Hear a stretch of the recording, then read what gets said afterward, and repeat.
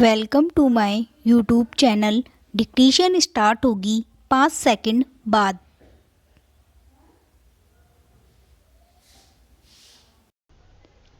महोदय, कृषि उत्पादन बढ़ाने के लिए जो कुछ भी संभव है वह किया जाए, जैसे ऋणों की व्यवस्था, जल और बिजली की आपूर्ति, उर्वरकों और अच्छे बीज का इंतजाम।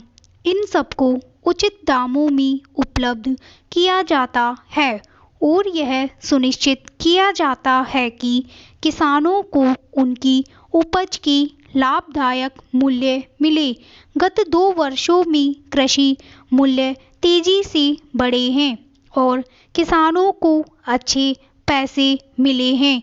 जब मूल्य कुछ गिरने लगते हैं तो शिकायतें होनी शुरू हो जाती है, लेकिन अगर औद्योगिक कच्चे माल तथा तैयार माल की कीमतों के साथ साथ कृषि जिन्सों के भी मूल्य कुछ न गिरे तो आमतौर पर मूल्यों को कैसे नीचे लाया जा सकता है।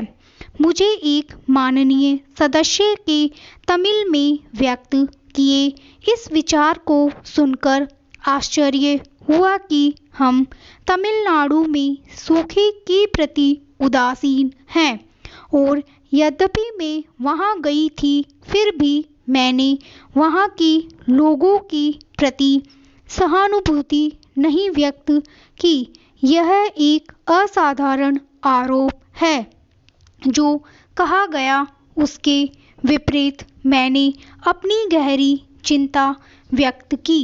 मुझे बताया गया है कि इन सदस्य महोदय ने राज्य में सूखे के लिए कांग्रेस को दोषी ठहराया। काश के बादलों पर मेरा ऐसा कोई नियंत्रण हो पाता, लेकिन जब मैं वहां थी तो कुछ बूंदाबांदी अवश्य हुई थी, लेकिन उससे उनकी तंगी, उनकी आवश्यकता पूरी नहीं हुई। सूखे से हमें बहुत नुकसान पहुंचा है और लगातार सूखों तथा युद्ध ने हमें प्राय 1 दशक पहले की हालत में पहुंचा दिया है।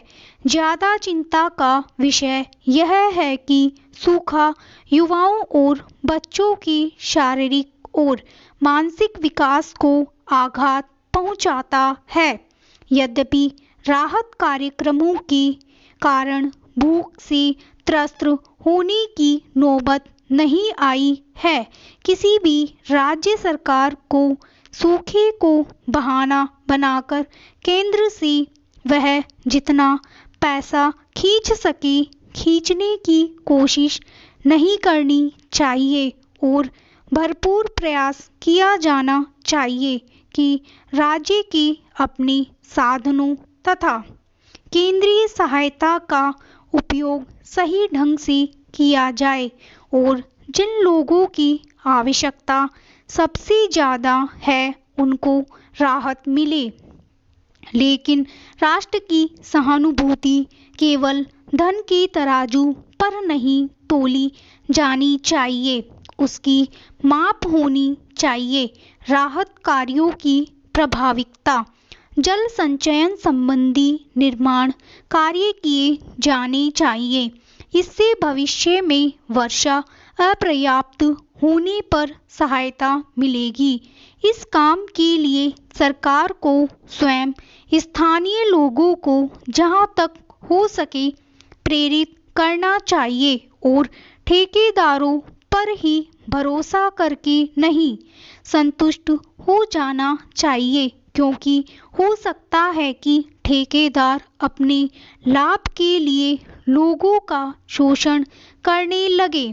अन्य राज्यों में भी जैसे असम, मध्य प्रदेश, उड़ीसा और पश्चिमी बंगाल में हालत उतनी ही खराब थी और वहां भी सूखे का प्रभाव बहुत समय तक अनुभव किया जाएगा।